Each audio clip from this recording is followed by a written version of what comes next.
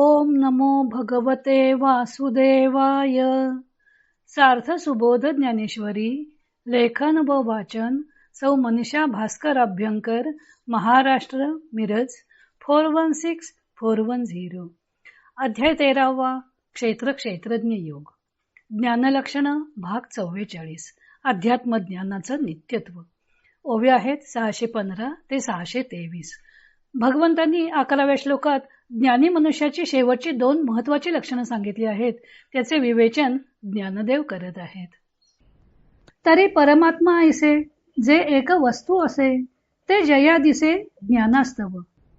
तर परमात्मा म्हणून जी एक वस्तू आहे ती ज्या ज्ञानामुळे अनुभवाला येते, ते एक वाचून आणे जिये भव स्वर्गादी ज्ञाने, ते अज्ञान ऐसा मने निश्चयो केला.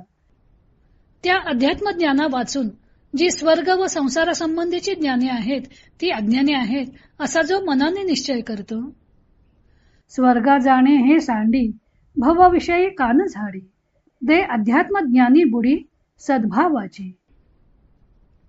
स्वर्गाला जाणे ही गोष्ट तो सोडून देतो आणि संसारा संबंधाने कानावर गोष्ट येऊ देत नाही व आत्मज्ञानाविषयी चांगली भावना ठेवून त्यात रममाण होतो. भंगलिये वाटे शोधून या आव्हाटे, निघिजे जेवी नीटे राजपंथी. जसे एखाद्या प्रवाशाने जेथे वाट फुटते तेथे आल्यावर पुढे आडमार्ग कोणते आहेत त्यांचा शोध करून मग जसे सरळ राजमार्गाने निघावे, तैसे ज्ञान जाता करी आघवेची एकीकडे सारी, मग मन बुद्धी मोहरी अध्यात्म ज्ञानी. त्याप्रमाणे तो जेवढी ज्ञाने आहेत त्यांचा नीट विचार करतो व आत्मज्ञानाशिवाय इतर सर्व ज्ञाने एकीकडे सारतो आणि नंतर मन व बुद्धी यांना अध्यात्म ज्ञानाच्या मार्गाला लावतो. म्हणे एक हेचे आथी, येर जाणणे ते भ्रांती, ऐसी निकुरेसी मती मेरू होय. तो म्हणतो की आत्मज्ञान हेच एक खरे आहे व इतर ज्ञाने ती भ्रांती होय. अशा निश्चयाला ज्याची बुद्धी आधार होते, एवं निश्चयो जयाचा द्वारी अध्यात्म ज्ञानाचा, ध्रुव देवो गगनीचा तैसा राहिला. याप्रमाणे ज्याच्या बुद्धीचा निश्चय अध्यात्म ज्ञानाच्या द्वारात आकाशातील ध्रुवाच्या ताऱ्याप्रमाणे स्थिर राहिलेला असतो, तयाची या ठाई ज्ञान या बोला नाही आन, जे ज्ञानी बैसले मन तेव्हाची ते तो मी. त्याच्या ठिकाणी ज्ञान आहे या माझ्या म्हणजे भगवंताच्या बोलण्यात आडपडदा आहे असे अर्जुना जर तू म्हणशील तर तुला स्पष्ट सांगतो की जेव्हा त्या पुरुषाचे मन ज्ञानाच्या ठिकाणी स्थिर झाले तेव्हाच तो पुरुष ते ज्ञान झाला. तरी बैसलेपणी जे होये बैसताचे बोले न होये, तरी ज्ञान तया आहे सरिसा पाडू. तरी ज्ञानाच्या ठिकाणी मनाची स्थिरता झाली असता जी स्थिती प्राप्त होते ती स्थिती ज्ञानाच्या ठिकाणी स्थिरता होत असण्याच्या वेळीच होते असं नाही, तरी पण ज्ञानाची व ज्ञानाच्या ठिकाणी मनस्थिर होण्यास प्रारंभ झालेल्याची योग्यता सारखीच आहे. भगवंतांनी 11व्या श्लोकात अध्यात्म ज्ञानाचं नित्यत्व व तत्वज्ञान दर्शन अशी महत्वाची ज्ञानी पुरुषाची 2 लक्षणं सांगितलेली आहेत. ज्ञाने अनेक प्रकारची असू शकतात. समर्थांनी दासबोधात अशा अनेक ज्ञानांची जंत्री दिलेली आहे.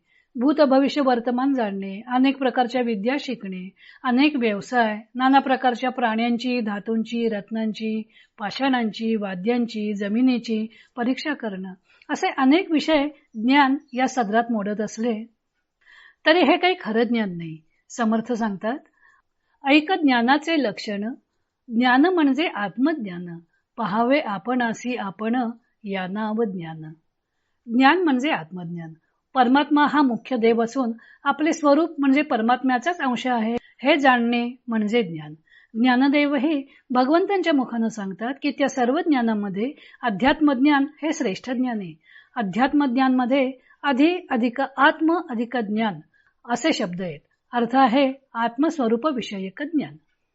श्रुतीने तत्वमसी असा उपदेश केला, ते ब्रह्म हेच तुझे स्वरूप आहे असे श्रुती सांगते. म्हणजे आत्मस्वरूपाचे ज्ञान झाले की मुक्ती प्राप्त होते. पण श्रुतीने दिले ते शब्दज्ञान नुसते शब्दज्ञान होऊन संसाराची निवृत्ती होत नाही. त्यासाठी त्या ज्ञानाचा प्रत्यक्ष अनुभव हवा. श्रुतीनं सांगितलं आहे, दृश्यते त्वग्रया बुद्ध्या सूक्ष्मया सूक्ष्मदर्शीभिः. अत्यंत तीक्ष्ण बुद्धीने शुद्ध चित्त झालेल्या साधकाला साक्षात्कार होतो. तेव्हा शब्द व शुद्ध बुद्धी या दोहोंचीही साक्षात्कारासाठी मदत हवी. शरीर निरोगी राहण्यास सर्व शरीरस आवश्यक आहेत किंवा शरीराच्या आरोग्यासाठी व्यायाम उपयुक्त आहे, हे सारे ज्ञान पुस्तकी झाले. प्रत्यक्ष शरीर सेवन करून आणि व्यायाम करून ते निरोगी ठेवले तर ते खरे ज्ञान झालं असं म्हणता येईल. म्हणजे नुसते शब्दज्ञान उपयोगी पडत नाही, तर ते ज्ञान अनुभवाच्या कक्षेतही यायला हवं. ज्ञानदेव याचं स्पष्टीकरण करताना म्हणतात की परमात्मा ज्या ज्ञानामुळे अनुभवाला येतो ते ज्ञान म्हणजे अध्यात्मज्ञान. परमात्म्याचा अनुभव आला, एक परमात्माच सत्य असून बाकी सारे काही मिथ्या आहे हे अनुभवानं कळलं, म्हणजे मग अशा ज्ञानी मनुष्याला इतर कोणतेही ज्ञान मिळवावं अशी इच्छा राहत नाही. कारण इतर सर्व ज्ञाने जरी त्यांना ज्ञान ही संज्ञा असली तरी ती अज्ञानच आहेत असा त्याचा निश्चय झालेला असतो. दृश्य पदार्थ जाणीजे त्यास पदार्थ ज्ञान म्हणिजे, शुद्ध स्वरूप जाणीजे या नाव स्वरूप ज्ञान, असं दासबोधात समर्थांनी म्हटलेलं आहे.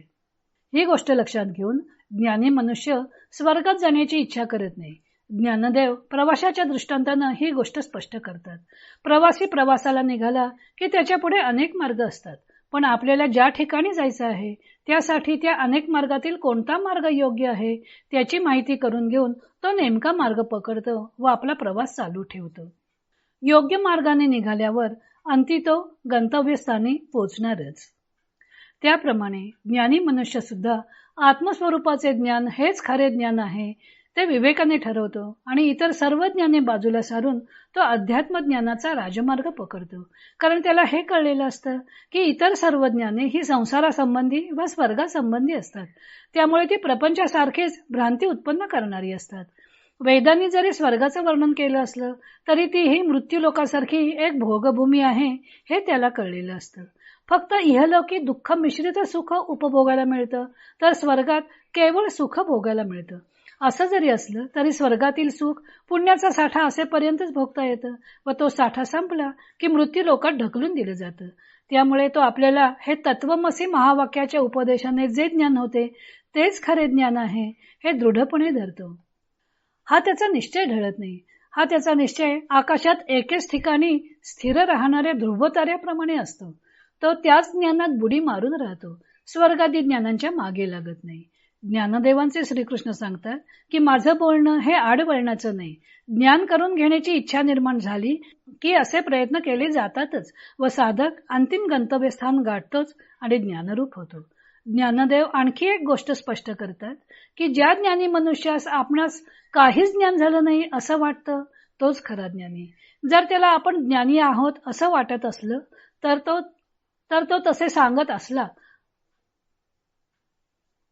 जर त्याला आपण ज्ञानी आहोत असे वाटत असले व तो तसे सांगत असला तर त्याला खरे ज्ञान झालेलेच नाही असं खुशाल समजावं.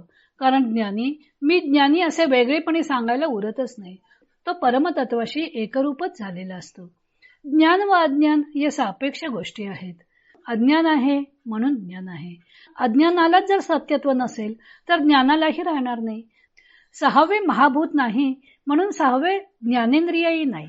मग आपण सहाव्या महाभूताची कल्पना कशी करू शकणार?